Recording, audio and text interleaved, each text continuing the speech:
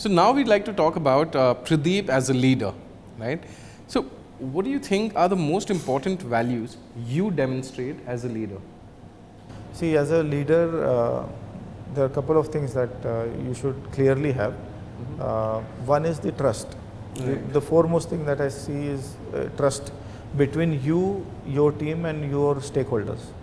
Right. So you should be able to, gain the trust of the stakeholders, so that whatever vision or work that they expect out of you, they know that if you have committed, you will deliver. Right.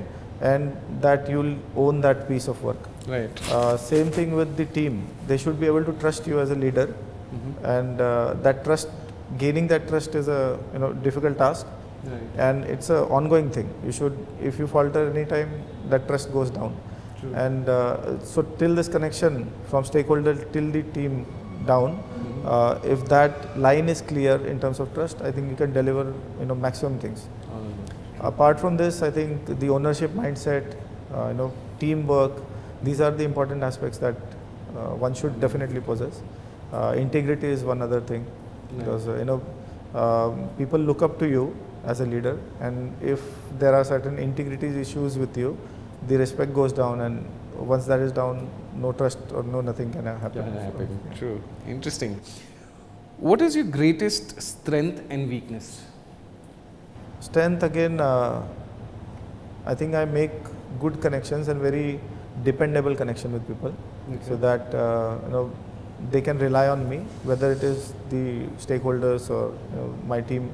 Right from my early professional days till now, all of my co-workers, leaders, managers, everybody, whoever I have worked with, they still maintain that connection with me, and that is like because of I might have delivered certain things for them in the right manner, and that trust is established with them. So that continues. I think that is my strength. In terms of weakness, I don't know, maybe it becomes little difficult for me to go negative certain times, right? You have to wield the stick.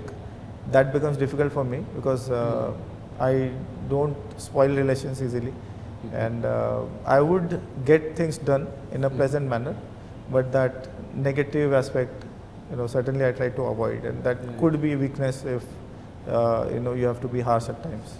True. Okay. How often do you feel it's necessary to meet with your team?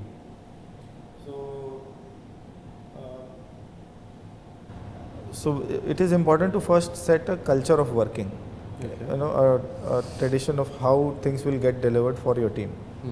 You setting the right expectation of what you need from them is important, and for that, whatever frequency is needed. So basically, let's say if a certain task requires you to meet frequently, that should be okay. So within the team, it is not important that you meet everybody every time. Certain people would have work which requires you to occasionally touch base with them. So that flexibility should be there. I think there's no defined time when you should meet, but generally it is like the communication channel should always be on between you and your team and the stakeholders, so that nobody is stuck and finding information about where things are, or where things are stuck. So that communication is important. Meeting may or may not happen in person. So communication is the key piece over here. Okay. Now describe a time you took a leadership position when you actually did not have the title of that leadership position. Yeah. So these are these things keep happening. So you don't have to. I mean, leadership, if you really look at, is not given. It happens basically. So if I look at the way I was growing the business for Tech Mahindra, this was not given to me.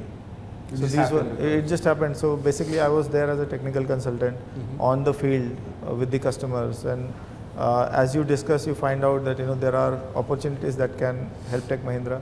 You take them through. Get your managers involved, get your sales teams involved, and do those connections.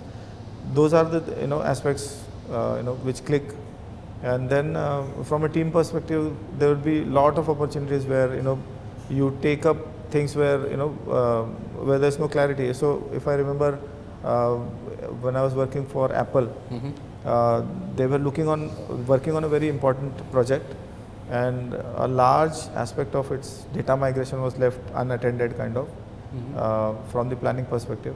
And I helped them do that because with my insights, I knew that that is the most critical piece of the project, and somehow it was left unattended. So getting its importance noticed by the leaders there, and getting team aligned and getting them kick-started on that. So those are the kind of things where you step into that role, and as then the role gets aligned or really defined, you could then pull out of it. Okay.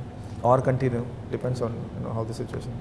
Interesting. Now, have you ever been a mentor to another aspiring leader, and if yes, how have you gone about establishing that relationship? See, again, as I mentioned, right, all my connections are very good. So whoever I worked with, and as a manager or as a team member, the connections with them has always been very good.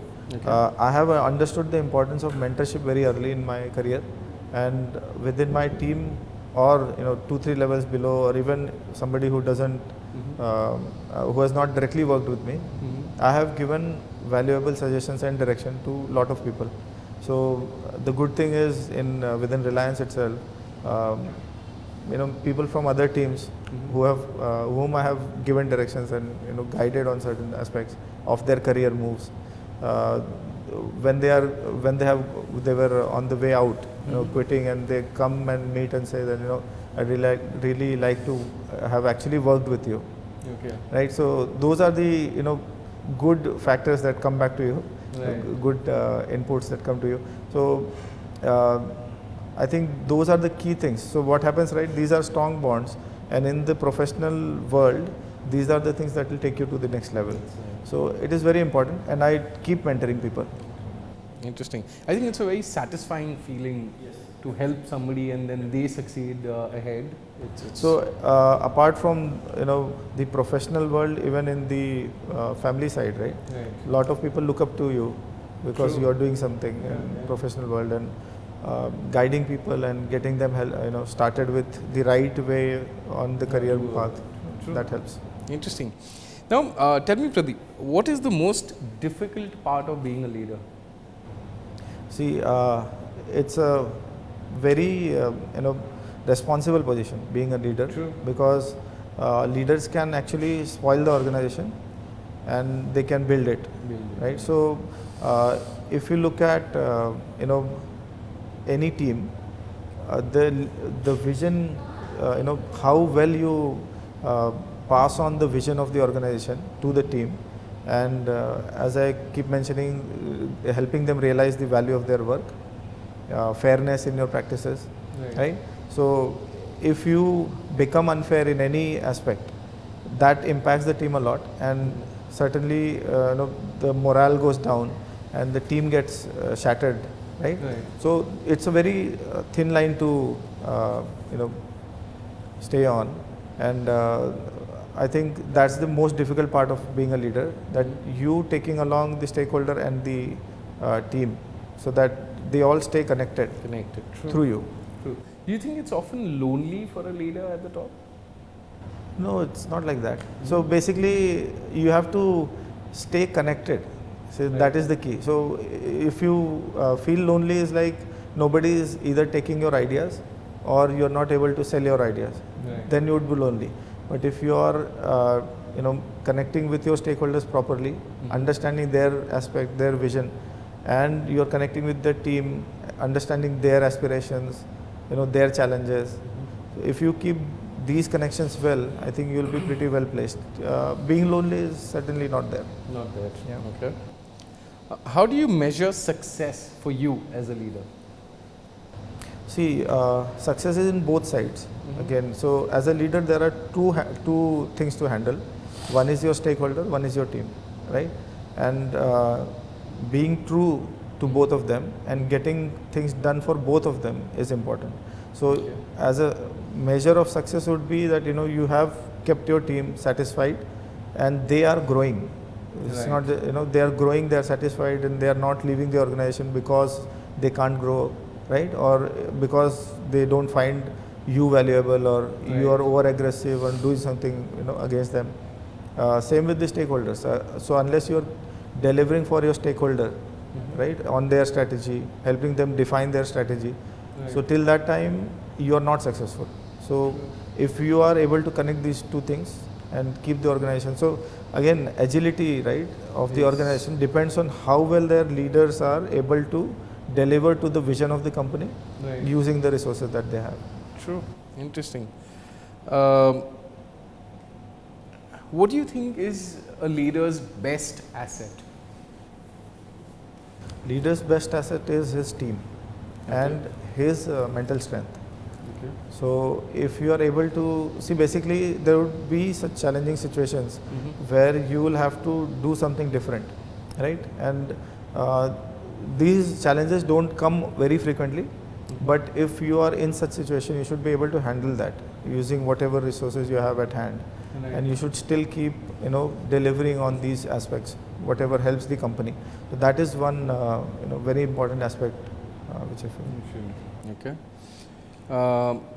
If you had to deliver any bad news to your team, how would you do it? Yeah, actually, I am very jovial, Okay. and the team likes to stay around me, and so good news or bad news, I can present that very neutral manner basically. And what I try to imbibe in the team is a professional, stand, or basically understanding things from a professional perspective, Right. and not being too emotional towards anything. Right, so that practical aspect has to be imbibed within every individual. That helps in the long run professionally. So if you are able to push the team towards that, mentally having the team at that professional level, good news or bad news doesn't really affect. Right. Interesting. Now, of course, being in a leadership role, there are a lot of meetings, there are a lot of conversations that happen with a lot of people. How do you remain engaged in that conversation? Yeah, see, the key aspect toward any conversation is trying to understand what is the other guy saying, or Right. What is the message that the person is trying to pass on, Right. or even one layer beyond that is what is causing him to say this or do this, right? So if you are so this again becomes a general rule, whether you are interacting with stakeholder or with your team, right? Everybody has its concerns, has its vision, or some aim or ambition. Right. So based on that, the engagement would come automatically if you try to understand their perspective, and that is the key point here. Interesting. Well, that was Pradeep sharing aspects of leadership from his own personal experiences. Thank you. Thank you, Pradeep.